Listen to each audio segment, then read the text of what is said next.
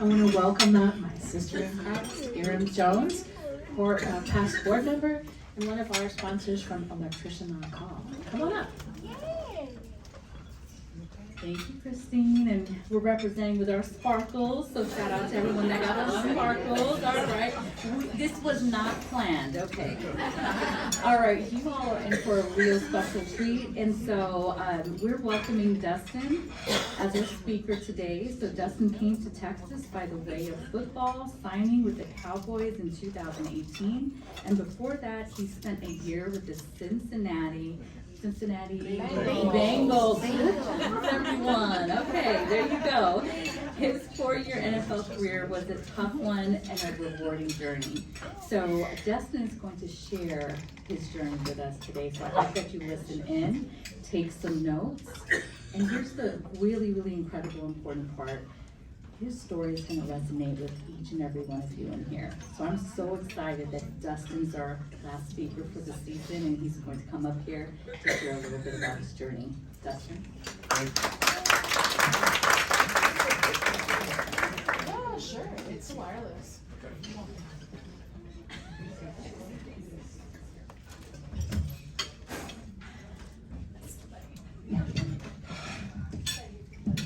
Break this. Now, That'd be a great way to start. Well, hello. Hello. I am very honored, very blessed to be here talking to you. This is amazing. This is very cool, and I'm honored to be a part of this. Before we get into it, let's do a quick prayer. Father, thank you so much for this time where two or more are gathered. Your presence and your spirit is there, and we can feel you in this room right now, Lord. We can feel you in the spirit right now. I pray that you open our hearts, our minds, our souls, our spirits, Lord, to hear what you have to say to each individual person. Thank you, Lord. In your name we pray. Thank you. Okay, so I've got about 20, 25, 30 minutes, so I'm gonna squeeze a lot in. I'm gonna go kind of fast.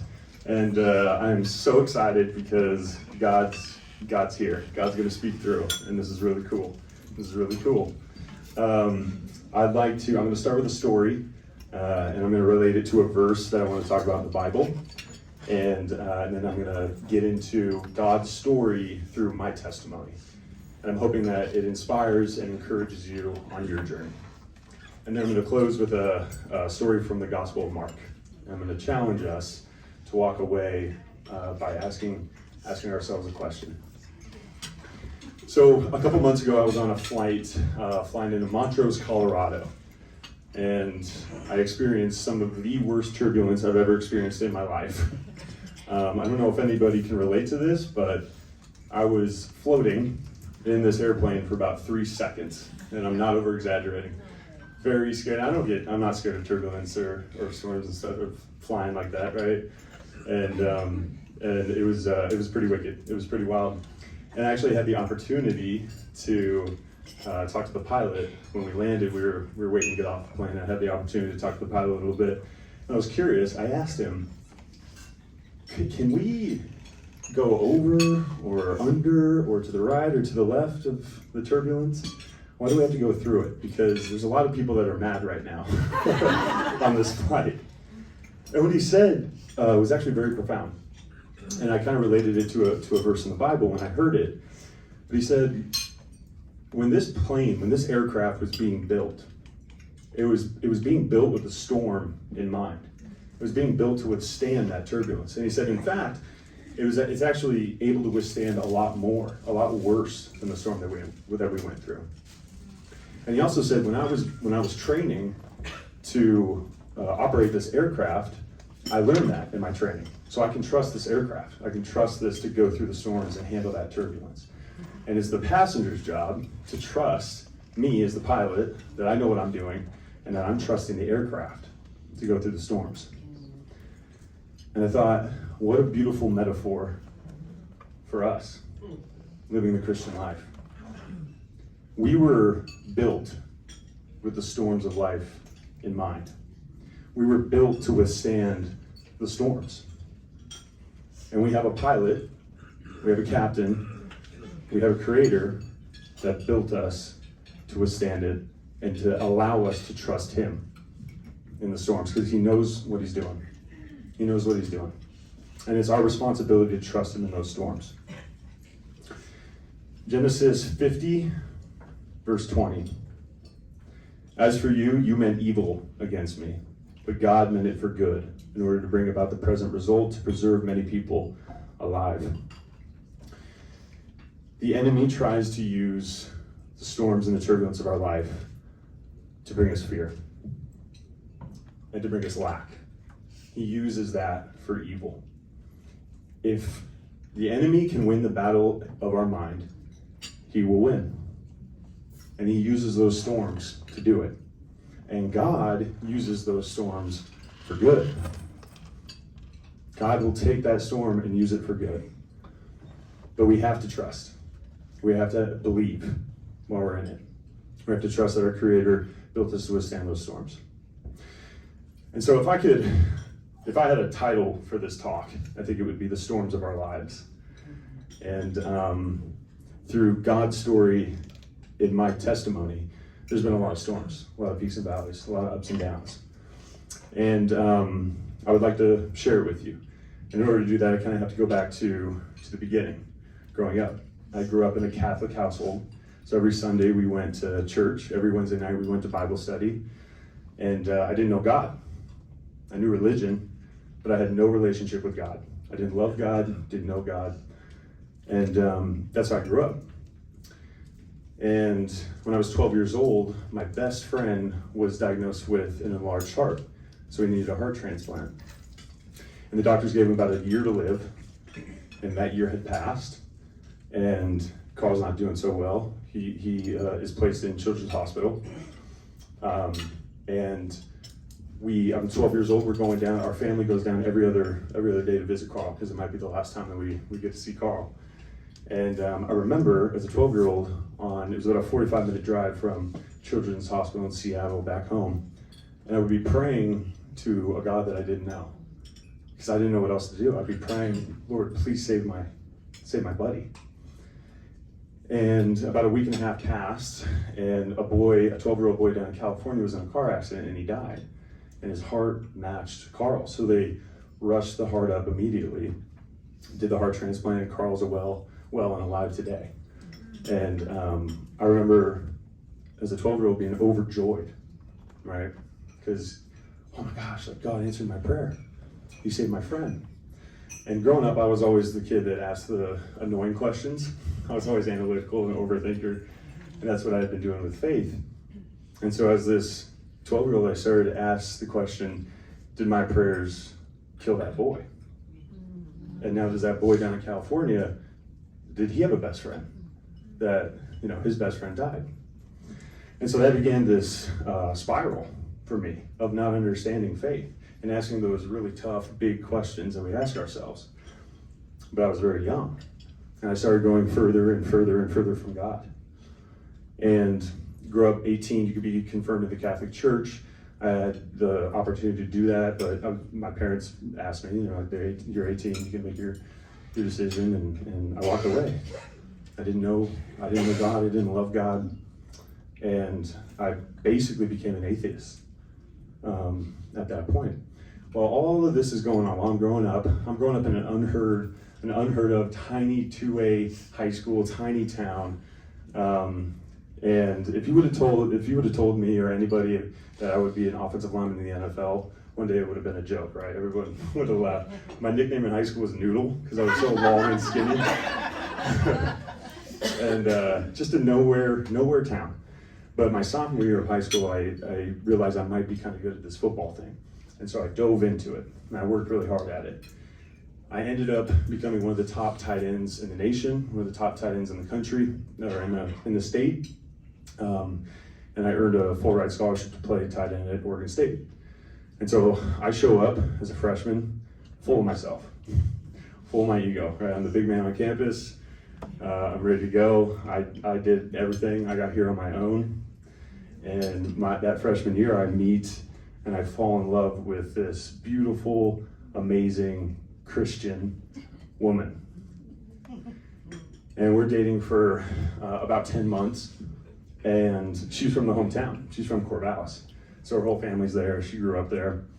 And I started going to church with her and her family, this tiny Christian church. And my heart is kind of beginning to change. So we're dating about 10 months, and then this beautiful, amazing Christian woman who I'm in love with cheats on me. And my heart was just starting to change. I was starting to find God again. And then that happened. And I was so confused. Right? There's these peaks and valleys, and this was a storm. I was entering into this storm. 2 weeks after that happened, the coaches come to me and they say, "You're not going to play tight end anymore. You're going to play offensive line." We had a bunch of guys go down in spring ball, a bunch of offensive linemen, and I was one of the younger tight ends, and so they moved me to play offensive line. And I'm devastated. Within 2 weeks, this amazing girlfriend of mine cheats on me, and then I can't play the one position that I want to play, that I've worked so hard at, that I've earned this full ride scholarship to play college football as. And I'm like, what do you mean I'm not going to play tight end? Like, do you know who I am? I'm Dustin Stanton. Like, I'm 6'6", 250 pounds, right? I'm rocked up. I'm ready to have my breakout year. Like, I catch the first downs. I catch the touchdowns. I'm the face of the program. I get the girls. Like, what do you mean I'm going to block for a living? I don't want to be an offensive lineman. Right? And that's where I was at.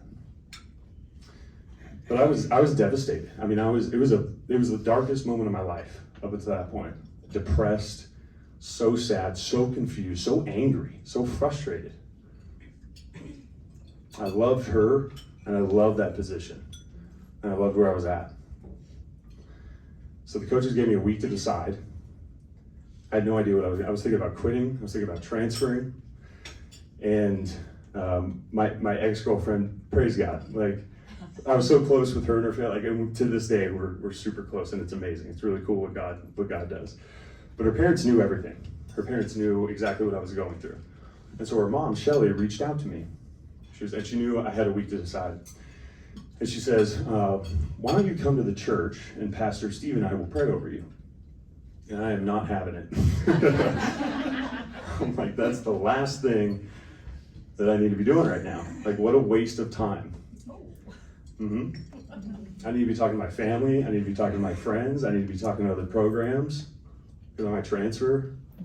I don't need to pray. It's the last thing I should be doing.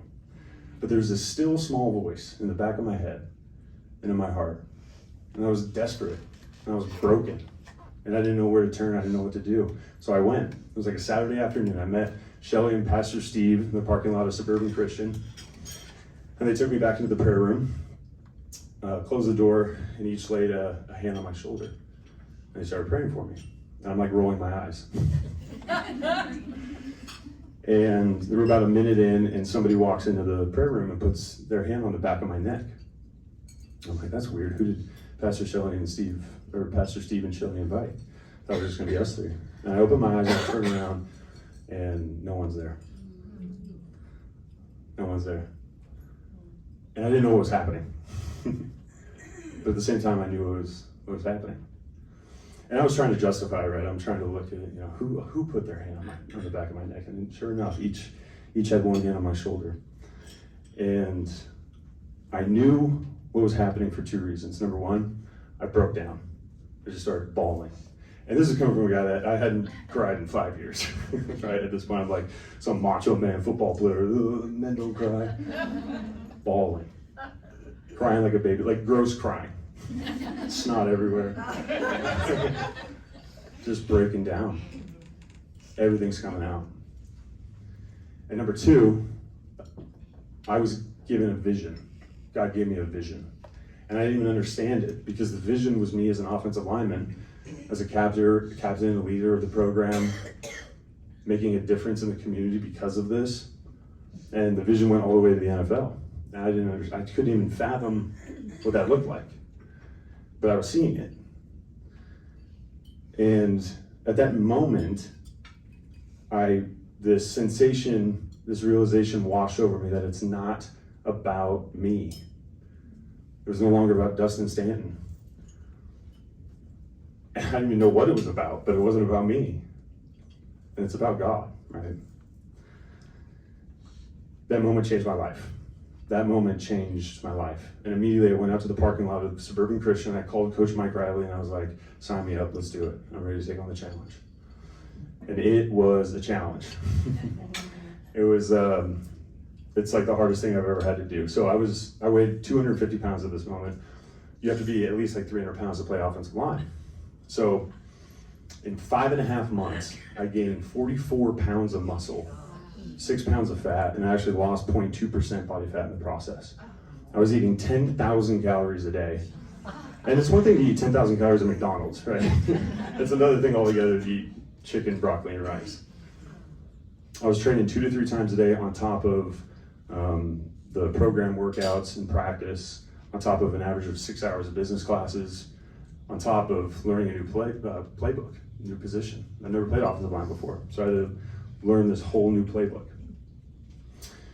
I'd be lucky if I went to bed at midnight, was waking up at 5, right, for months. It's the hardest thing I ever had to do, but it wasn't about me anymore. And I felt this calling, I felt this vision. And halfway through that sophomore season, we had a guy go down in a game, so I go in, and I remain the starter for the rest of my collegiate career. I end up becoming one of the main captains of the program, a leader of the program, making amazing differences in the community from the story, from the testimony. I receive all Pac-12 honors as an offensive lineman, and I'm getting ready for the NFL. And coming out of school, finished up my entrepreneurship degree.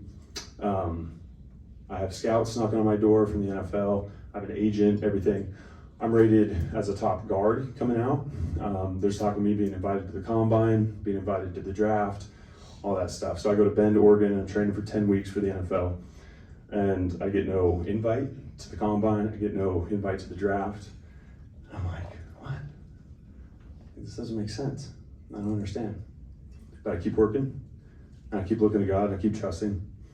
I end up going undrafted to the Cincinnati Bengals, which the Bengals at that time were not the Bengals that they are today. So that's not a place you want to be at as an undrafted free agent in the league.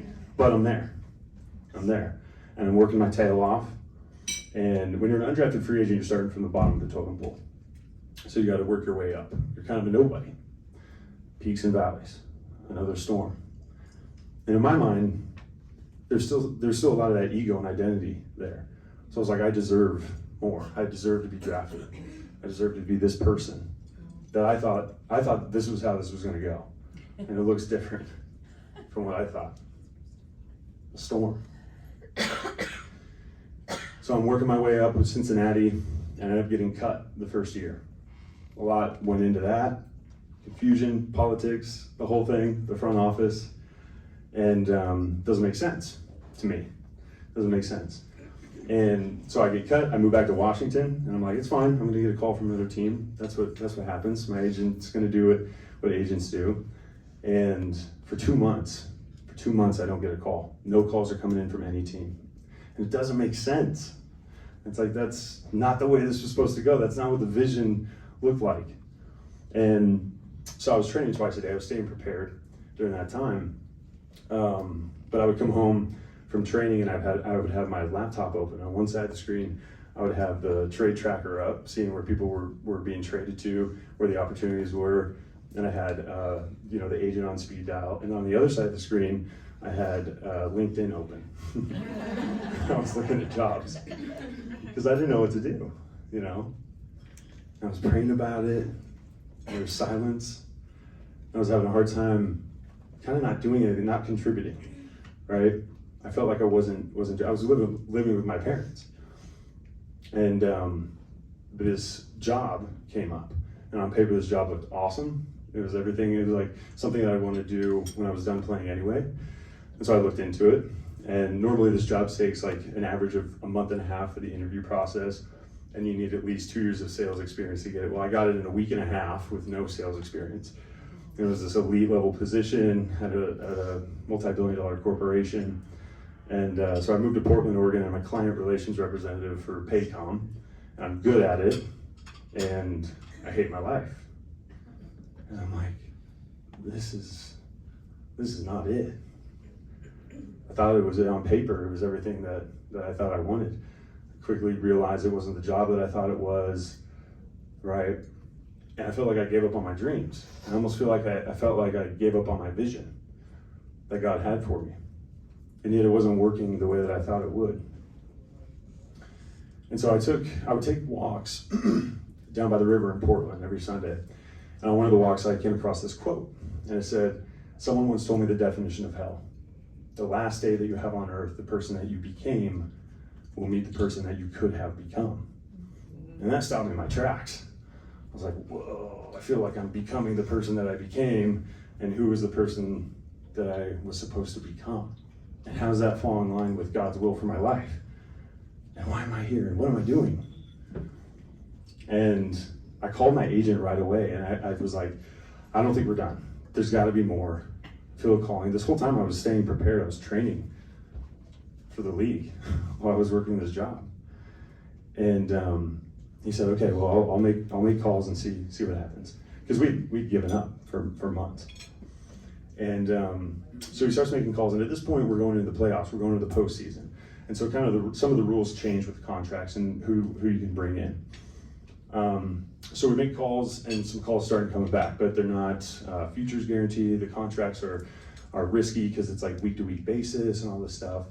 And then Dallas calls, and Dallas offered a 2-year contract with a futures guarantee. So I would start after the end of that season. That's when my 2-year contract would start. So I'm like, okay, let's do this. It was like, I took a Monday off from work, flew to Dallas, did a workout with the Dallas Cowboys, and flew back and was back in the office on Tuesday morning. and a couple of weeks passed, and we finalized the contract, and so I quit the job and moved to Dallas, and I'm playing football for the Dallas Cowboys. And I'm playing the best football of my life. I'm running with the 1s and 2s. I'm a part of the Dallas Cowboys offensive line, which is one of the best O-lines in the business. And I just felt aligned. I felt where I was supposed to be. Playing the best football of my life, playing the best game of my life. Playing the Arizona Cardinals at home at AT&T Stadium. And I'm playing center. And I sustained what I didn't know at the time, an injury that would end my career. It would be my last play, and I didn't know. It was a nasty knee injury, and I'm thinking, I'm getting helped off the field, and I'm thinking it's gonna be fine. We're gonna be right back in a couple of weeks, all the stuff. And up until this point, I had a blessed career with injuries. I had the minor stuff, nothing that kept me out. And so we start the rehab process, and it keeps going. We have complications, multiple surgeries, and infection. It just keeps getting worse and worse and worse. And I'm like, what is going on? It didn't make sense. It was a storm. Peaks and valleys. So I'm on injured reserve for 1.5 years with the Dallas Cowboys, trying to come back from this injury. And we're approaching the end of that contract. And so in the NFL, if you're not an asset, you're a liability. And so they will clear you. They'll get your physical done, and they'll clear you to cut you. And so we knew that, my agent and I. And so we were getting ready to be cleared, and we have 6 workouts lined up with 6 different teams that are interested. And so I get cleared by the doc. Like an hour later, they cut me from the Cowboys. And I'm like, that's fine. We got all these workouts lined up. It's going to be okay. Well, 5 days later, COVID hits. And all my opportunities are canceled. That's it. The world stopped. We didn't know. The NFL didn't know what they were going to do. At that point, I really took a step back and assessed the knee. I was probably around 85%. Wasn't full. Didn't know if it would ever be back to normal. All my opportunities just got cut, canceled. And so I decided to hang up my cleats. And that was it. So in 2020, I retired from playing.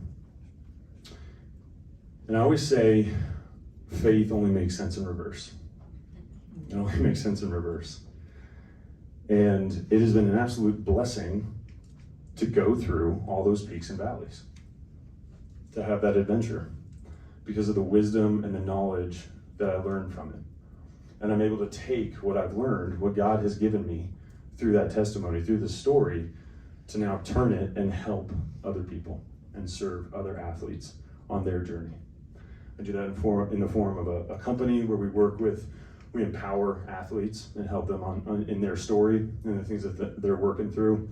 I do it through coaching high school football in Frisco. I do it through a podcast. And I wouldn't be able to do what I do without experiencing what I experienced. And it only makes sense in reverse. And I want to read from Mark chapter 4, starting with verse 35. Story of Jesus calming the sea. On that day when evening came, he said to them, "Let us go over to the other side." Leaving the crowd, they took him along with them in the boat, just as he was, and other boats were with him. And there arose a fierce gale of wind, and the waves were breaking over the boat so much that the boat was already filling up. Jesus himself was in the stern, asleep on the cushion. And they woke him and said to him, "Teacher, do you not care that we are perishing?" And he got up and rebuked the wind and said to the sea, "Hush, be still." And the wind died down and became perfectly calm. And he said to them, "Why are you afraid? Do you still have no faith?" They became very much afraid and said to one another, "Who then is this, that even the wind and the sea obey him?" First of all, I think it's interesting that it was Jesus' idea to go across. I like thinking about that. And second, I want to challenge us today to think about who we are in the boat when the storms of life come. Because they will come. We were promised that. Are we the type of person that grabs the oars and starts rowing as hard as we can against the storm? Do we grab the bucket and start bailing out water as fast and as much as we can and just pouring over the sides and just doing it ourselves? Are we the type that stands on the bow and says, "This thing's going down. This is hopeless, helpless. I'm jumping. I'm swimming to shore"? Or are we the type of people, are you the type of person that walks over to the stern of the boat and calls on Jesus? Because he will always calm the storms. He will always calm the storms. And it's our responsibility to call on him and to trust him. We have a pilot, we have a captain, we have a creator that created us to trust him in the storms. To trust that we were built with the storm in mind. To trust that his will is good, pleasing, and perfect. We have to trust in the Lord with all of our heart. We can't lean on our own understanding. He will make our path straight. He will calm the storm. So I ask us to think about what kind of Christian, what type of person are we in that boat when the storms come? Thank you so much. This has been an absolute honor. I really appreciate it.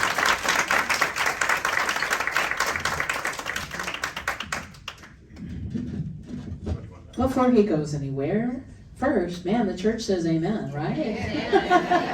I think we could all use a great lesson from what you talked about. We've all experienced those storms. Sometimes we're in them right now. And, I know many of you guys know, Donna and I were in Israel last week, and we were on the Sea of Galilee. And it was silky smooth calm. I don't know, God was pleased that we were there. But you could see where, these fishermen would have been astounded that Christ was asleep in the boat, asleep during the storm, because he had all the knowledge that he could take care of them and himself.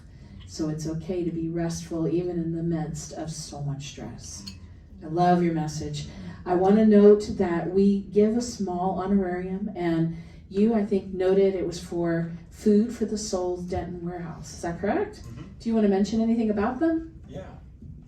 Yeah, so Food for the Soul, they're all about food and ministry. So they preach the gospel, they preach the word, and they give meals, they give food to people that need it most. Just in the Dallas area. It's a beautiful, beautiful ministry. That's what it is. It's a full ministry of just serving and loving and helping out.